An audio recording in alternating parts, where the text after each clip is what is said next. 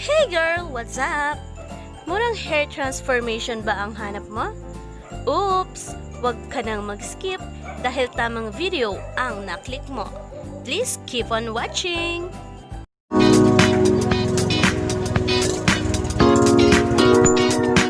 Yes, sa halagang 12 pesos, babaguhin natin ang kulay ng hair mo. Ito lang yung ating mga kailangan. Rock salt and crepe paper. Any color ng crepe paper, but for me, I choose violet. So, mix lang natin yung salt and crepe paper, tapos add lang natin siya ng 1 glass of hot water. Hindi ko alam kung bakit warm water yung nilalagay ng iba. Ako ang nilagay ko is hot water para maiba lang. Let's see kung ganun pa rin yung result niya. And then, saka ko siya nilagyan ulit ng 1 cup of cold water. At dahil kumukulay sa kamay yung crepe paper, I use chopstick sa paghahalo hanggang sa ma-dissolve or ma-absorb niya lahat yung color na violet. Hanggang lahat ay ma-transfer dun sa water and then mawala ng kulay yung crepe paper natin. And then, haluin lang natin siya.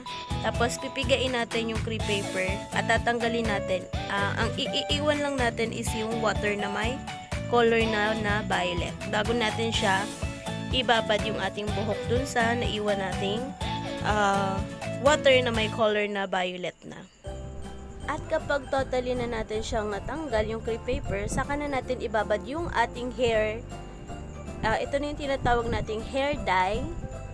Ayan, naiwan na lang po dyan is yung tubig na may color na lang ng crepe paper. And then massage lang natin yung hair natin dyan. Wait natin siya or paulit-ulit natin siyang gawin. Continue lang natin ng 15 to 20 minutes. And then, after nating i-massage, hayaan lang natin siyang nakababad dun sa water na may crepe paper. Color ng crepe paper. So, let's see the result later.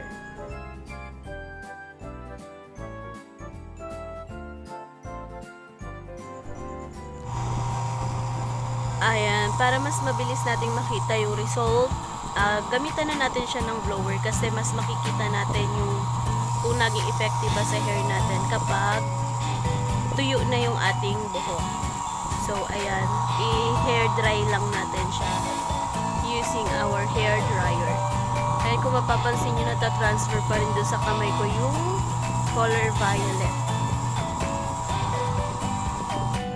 So, patuyuin lang natin yung ating buhok. Sa totoo lang, hindi ko din alam kung magiging effective ba sa akin tong DIY hair dye na to. And then, mas effective kasi tong ganitong style or ganitong tips kapag ang buhok natin is naka-bleach na. So, para sa mga gustong gumawa nito, effective to dun sa mga naka-bleach na yung hair nila. So, let's find out na lang later kung magiging effective siya sa akin. Dahil malapit na matuyo yung hair ko, nakikita na din yung result niya sa buhok ko kung effective ba siya. So far, maganda naman siya. Satisfied naman ako kasi kahit, ayan o, parang highlights lang siya. Pero, maganda naman yung result niya. So, intayin na lang natin siyang totally matuyo. And disclaimer lang guys ha, ito is based on my experience lang. So, hindi ko alam kung dahil umipek sa akin is effective na din sa inyo. So, wala namang masamang mag-try.